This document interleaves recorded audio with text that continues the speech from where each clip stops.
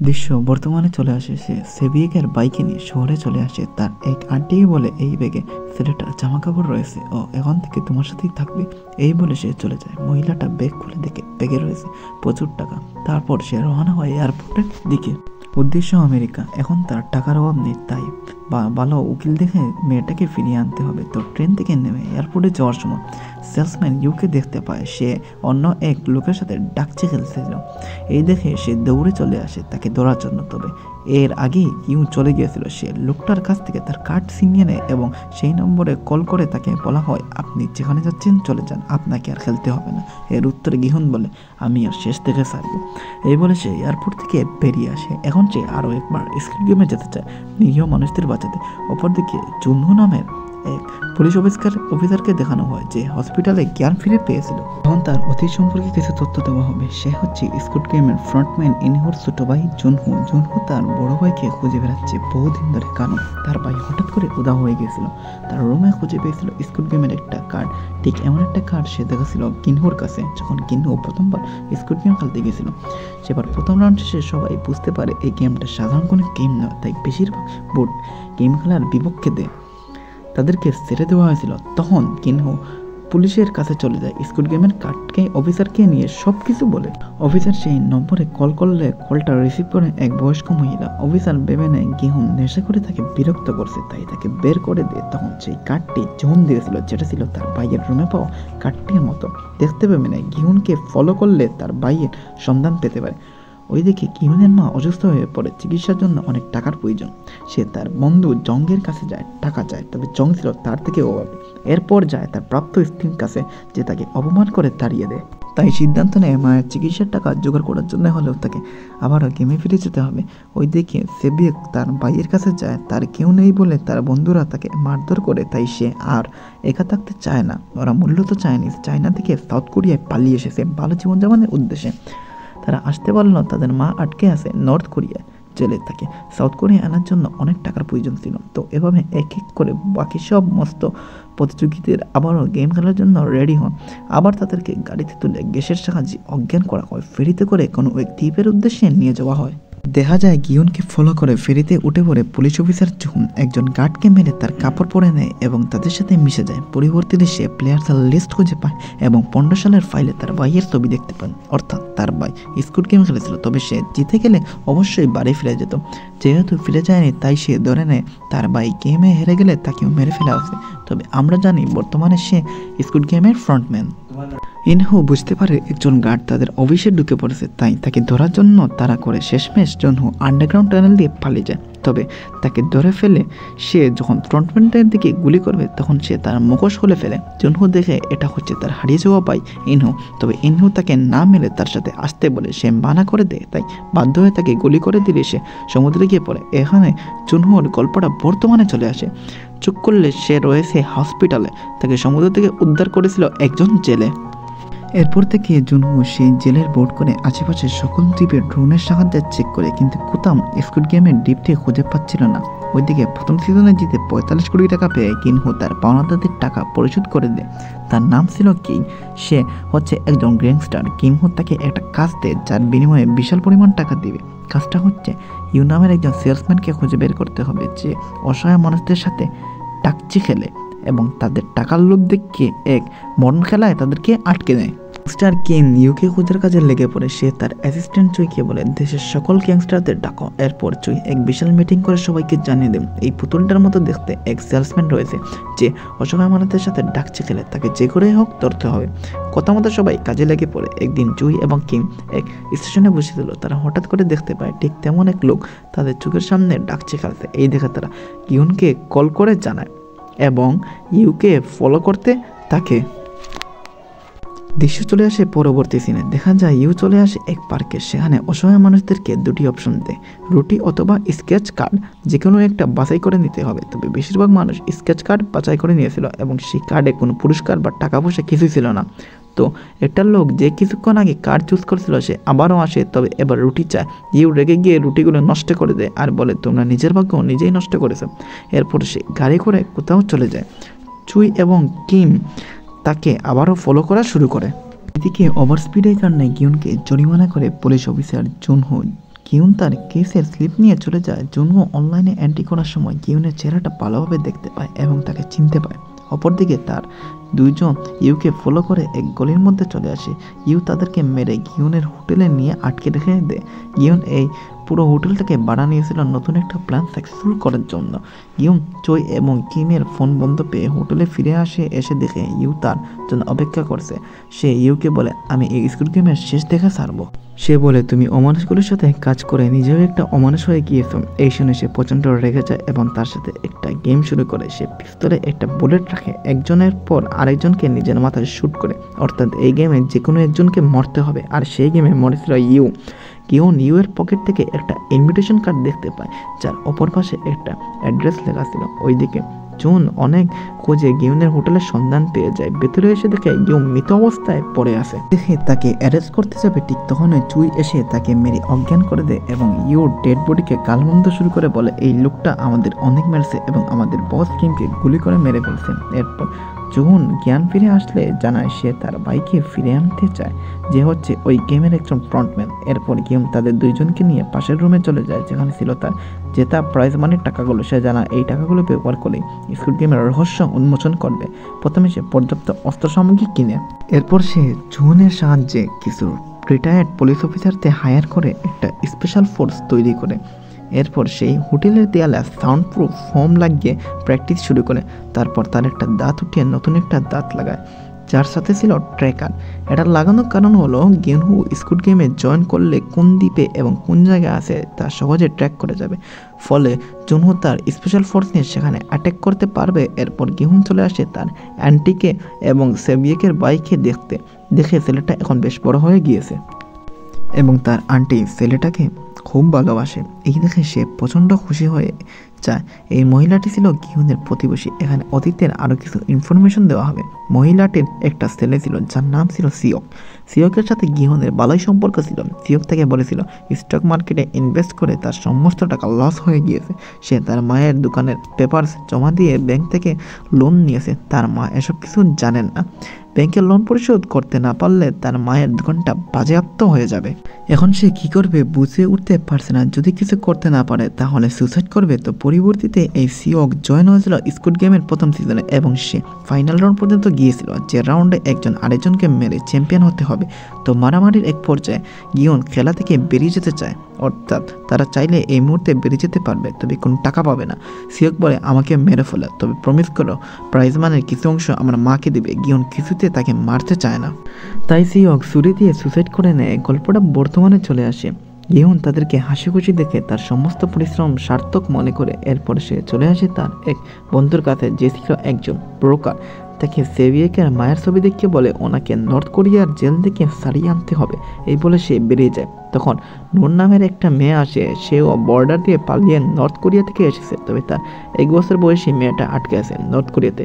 তাকে আনার জন্য অনেক টাকার প্রয়োজন। দেখা যায় সে কাজ করে একটা পানি মাস্ক হিসেবে।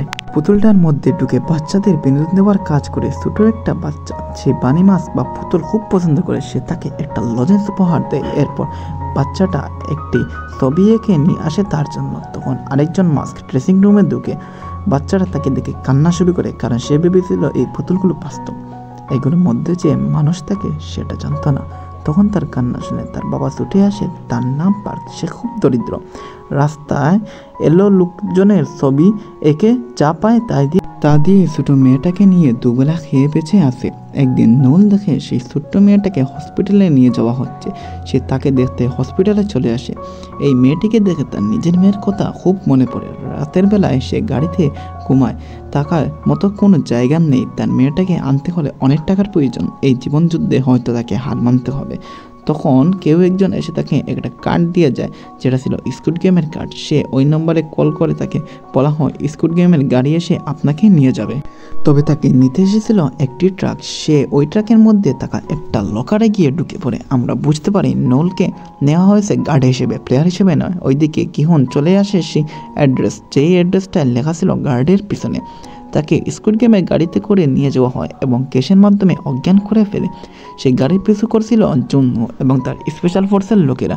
তবে দূর থেকে তাদের গাড়ির চাকায় গুলি করে থামিয়ে দেয়। এরপরের দিন গিহুন যখন চোখ করে তখন সে দেখে সে স্কুড গেমে চলে এসেছে। আর এবারও তাকে 456 নম্বর দেওয়া হয়েছে। সেখানে তার বন্ধু জংকে দেখতে পায়। তারা একে অপরকে দেখে একই প্রশ্ন করে, তুমি এখানে কি করছো? এখন রেগে গিয়ে বলে, আমাকে প্রমিস করো সবসময় আমার কাছাকাছি থাকবে। তো এখানে নতুন এবং ইন্টারেস্টিং অনেকগুলো ক্যারেক্টার রয়েছে। যেহেতু সংক্ষেপে গল্পটা বলার চেষ্টা করছি, তাই উল্লেখযোগ্য কয়েকটা ক্যারেক্টারের সাথে পরিচয় করিয়ে দেওয়া হবে। 230 নম্বর সিরিয়াল হলো থেনোস, এবং সে হলো বাস্তব জীবনে একজন কেপপ ব্যান্ডের বিগ এর একজন মেম্বার, যে রিয়েল লাইফে মাদকের নেশায় আসক্ত ছিল। তার বাস্তব জীবনের চরিত্রটাই স্কুড গেমে তুলে ধরা হয়েছে। আরেকজন হচ্ছে 120 নম্বর ইয়াংজু, 344 নম্বর ডাইহো, 222 নম্বর জুনহো, সে ছিল প্রেগনেন্ট। আর 100 নম্বর হচ্ছে ওই দেশটার প্রাক্তন সরকার।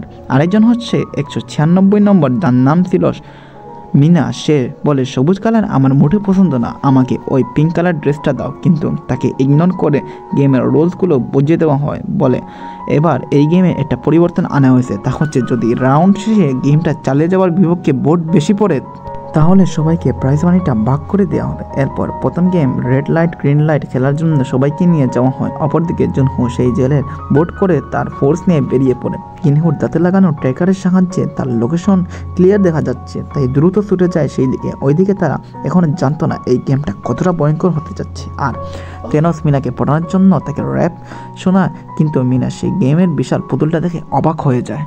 তবে গিনহো বুঝতে পারে তাকে কিছু একটা করতে হবে, কিন্তু এতক্ষণে তার ফোর্স চলে আসার কথা ছিল।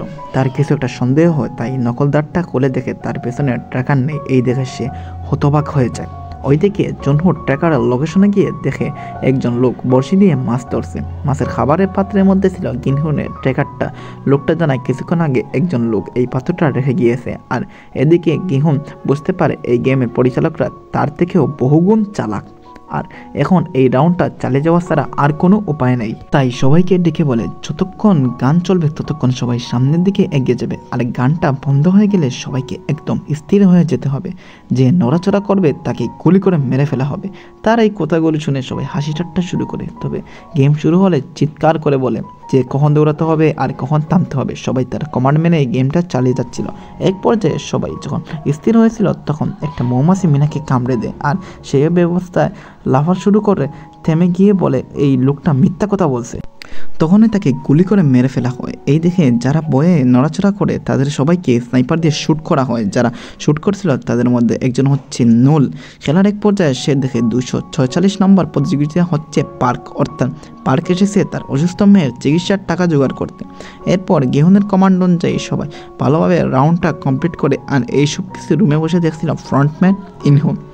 এলিমেন্ট হওয়া একজন লোক বেঁচে গিয়েছিল, গুলি লেগেছিল তার পায়ে। তবে নুল তাকে গুলি করে সম্পূর্ণ মেরে ফেলে। তখন অন্য একজন শুটার তাকে বলে একদম মেরে ফেলা যাবে না, এমন জায়গায় গুলি করতে হবে যাতে তারা কিছুক্ষণ বেঁচে থাকে। এরপর মৃত ব্যক্তিদের অঙ্গ প্রত্যঙ্গ বের করার সময় দেখা যায় বেশিরভাগ প্লেয়ারকে মাটি মেরে ফেলা হয়েছে, তাদের অর্গানগুলো ব্যবহার করার অযোগ্য হয়ে পড়েছে। এর মানে তারা প্লেয়ারদের অর্গান বিক্রি করে সেই টাকায় দেয় প্রাইজ মানি হিসেবে। তো এই বিষয়টা একজন ক্যাপ্টেনকে জানানো হয়। সে নৌকে ডেকে সাবধান করে দেয় যে কারণ মাথায় গুলি না করে সম্পূর্ণ মেরে ফেলা যাবে না। এরপর ওইদিকে জুন সিদ্ধান্ত নেয় আশেপাশের দ্বীপগুলোতে ড্রোনের মাধ্যমে খুঁজে দেখা হবে, যে করেই হোক স্কুড গেমের দ্বীপটাকে খুঁজে বের করতে হবে।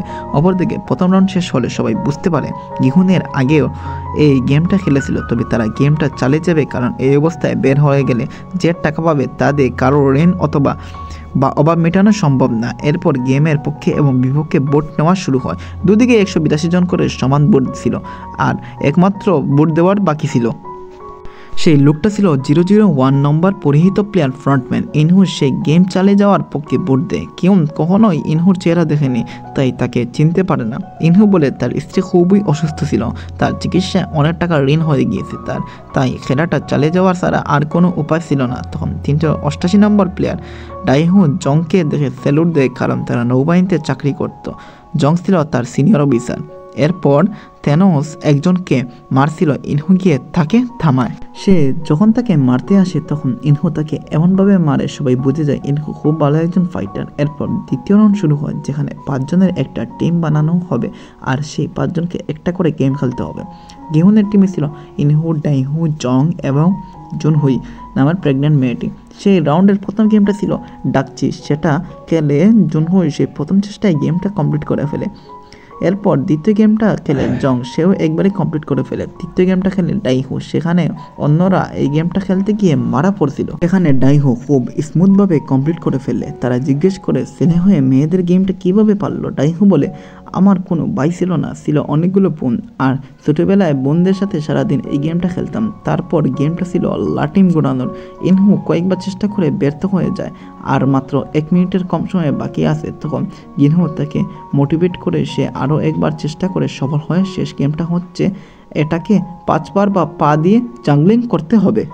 গিহুন 4 বার জেগেল করলেও শেষবারের সময় যখন সেটা দূরে চলে যায় তখন ইনহু তার পা টেনে তাকে সাহায্য করে পা লাগাতে। এভাবেই তারা সেই রাউন্ডটা কমপ্লিট করে ফেলে। তবে যারা ব্যর্থ হয়ে যায় তাদেরকে আর বারবারের মতোই মেরে ফেলে এবং তাদের ভাগের টাকাগুলো বক্সে অ্যাড করা হয়। এদিকে পিছনের টিমের মধ্যে ভালো একটা বন্ডিং তৈরি হয়। ইনহু সহ বাকি সবাই রাজি হয় গেমের বিপক্ষে ভোট করবে। তো ভোটিংয়ের পক্ষে পর্যায়ে 100 নম্বর লোকটা বলে সবার উচিত গেমটা চালিয়ে যাওয়ার, কারণ এত অল্প পরিমাণ টাকা ভাগ হলে আমাদের ঋণ বা অভাব কিছুই মিটবে না। তার কথায় বেশিরভাগ প্লেয়ার একমত হয় এবং গেম চালিয়ে যাওয়ার পক্ষে ভোট বেশি পড়ে। এরপর তৃতীয় রাউন্ড শুরু হয়। সবাইকে একটা গোল চাকার উপরে দাঁড়াতে হবে যেটা মিউজিকের সাথে ঘুরবে। মিউজিক শেষ হয়ে গেলে নির্দিষ্ট একটা সংখ্যা অ্যানাউন্স করা হবে। সেই সংখ্যা অনুযায়ী টিম বানিয়ে জলদি ঢুকে পড়বে এই লকারগুলোতে। সময় দেওয়া হবে মাত্র 30 সেকেন্ড। তো প্রথমবার মিউজিক শেষ হলে 10 নম্বর অ্যানাউন্স করা হয়, অর্থাৎ 10 জনের টিম বানিয়ে লকারে ঢুকতে হবে। যারা ব্যর্থ হন তাদেরকে মেরে ফেলা হবে। এভাবে কয়েক রাউন্ড চলতে থাকে। শেষ রাউন্ডে অ্যানাউন্স করা হয় এবার দুজনের টিম বানাতে হবে। দেখা যায় জং এবং ইনহু একই লকারে ঢুকে, তখন দেখে তাদের সাথে আরও একজন রয়েছে। ইনহু সেই লোকটিকে শ্বাসরুদ্ধ করে মেরে ফেলে, তা না হলে সময় শেষে 3 জনের মধ্যে যে কোনো একজনকে মেরে ফেলা হতো। সেই রাউন্ড শেষে যখন আবারও বোটিং শুরু হয় তখন তেনস লাফাতে লাফাতে এসে খেলার পক্ষে ভোট দেয়। তার মতো যারা খেলার পক্ষে ছিল তাদেরকে সে জিরো গেম বলে ডাকে, আর যারা বিপক্ষে ছিল তাদেরকে এক্স গেম বলে ডাকতো। তেনস কয়েকটা অসহায় ছেলেকে মারধর করে আগের রাউন্ডে জিরো গ্যাং এর পক্ষে ভোট দিতে বাধ্য করেছিল, কিন্তু এবার সেই অসহায় ছেলেগুলো খেলার বিপক্ষে ভোট দেয়। তাদের মধ্যে একজন হচ্ছে 333 নম্বর, ওই ছেলেটি যে হচ্ছে গিউনের টিমের প্রেগনেন্ট মেয়েটির বয়ফ্রেন্ড। তো এরপর সবশেষে ভোট দিতে আসে ইউনহো, সেও খেলার বিপক্ষে ভোট দেয়। তবে দুই দিকের ভোট সমান হওয়ায় আগামীকাল আবারও ভোট নেওয়া হবে। গিউন বুঝতে পারেন তেনস এই ছেলেগুলিকে ছাড়বে না, তাই 333 নম্বর ছেলেটাকে আত্মরক্ষার জন্য একটা কাঁটা চামচ দিয়ে দেয়। এরপর দেখা যায় তেনস রেগে গিয়ে তাদের মেরে ফেলার চেষ্টা করে। তখন সেই ছেলেটা কাঁটা চামচ তেনসের গলায় ঢুকিয়ে তাকে মেরে ফেলে। অপরদিকে জুনহো এবং তার ফোর্স তখনও সেই দ্বীপটা খুঁজে বেড়াচ্ছিল। একটা দ্বীপের কাছে এসে রনের সাহায্যে দেখার চেষ্টা করে, তবে তেমন কিছুই চোখে পড়ে না। এরপর সেই ছেলেটা অর্থাৎ বোটের ক্যাপ্টেন তাদেরকে বলে আমাদের চলে যাওয়া উচিত, তেমন অদ্ভুত কোনো দ্বীপ আশেপাশে কোথাও নেই। রাতের বেলায় প্রচুর ঝড় বৃষ্টি শুরু হয়। ফোর্সের একজন লোক দেখে বোটের ক্যাপ্টেন তাদের ড্রোনটা নষ্ট করে ফেলছে।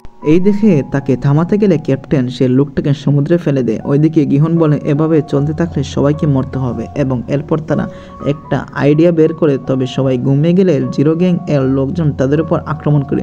দুই দলের অনেকেই মারা যায়। তখন গার্ডরা চলে আসে তাদেরকে থামাতে, কিন্তু গিহনহো এবং তার টিম প্ল্যান অনুযায়ী মরে যাওয়ার অভিনয় করে। গার্ডরা তাদের কাছে আসতে বন্দুক এবং রেডিওগুলো ছিনিয়ে নেয়। অনেকক্ষণ ফায়ারিং এর পর বাকি গার্ডরা পালিয়ে যায়। এরপর যারা বন্দুক চালাতে পারে না তাদেরকে বন্দুক চালানো শেখায় ইউনহো। তারপর একজন গার্ডকে জিজ্ঞেস করে এই রুম থেকে কিভাবে বের হতে হয়। সে বলে দরজায় গ্লাস ভেঙে লকটা খুলতে হবে। এরপর তারা এগোতে থাকে এই গেমের রহস্য উন্মোচন করতে। এখানে প্রচুর ফায়ারিং হয়। ইউনহো এবং গার্ডের অনেকেই মারা যায়, তবে যথেষ্ট বুলেট না থাকায় তাদের ম্যাগাজিন প্রায় শেষ হয়ে আসে। কিন্তু ইউনহোর বন্দুকে তখনও পর্যাপ্ত বুলেট ছিল না, অর্থাৎ সে ঠিকভাবে ফায়ার করেনি। তবে বুলেট শেষ হয়ে যাওয়ায় ডাইহো নিচে ফিরিয়ে যায় মৃত গার্ডদের থেকে বুলেট আনতে। সেখানে কয়েকজন মিলে তাকে ম্যাগাজিন সংগ্রহ করে দেয়। বেরোনোর সময় কাউকে দেখা সে একদম হতবাক হয়ে যায় আর বোর্ডের কাছে এসে বসে থাকে। তাই ইউনহো তাকে খুঁজতে চলে আসে। ডাইহো জানায় তার পক্ষে যুদ্ধ করা সম্ভব নয়, সে এখানে থাকবে। তাই ইউনহো ম্যাগাজিনগুলো নিয়ে বেরোনো যাবে, তখন একজন তাকে যেতে মানা করে। তখন অনেকগুলো গার্ড চলে আসে।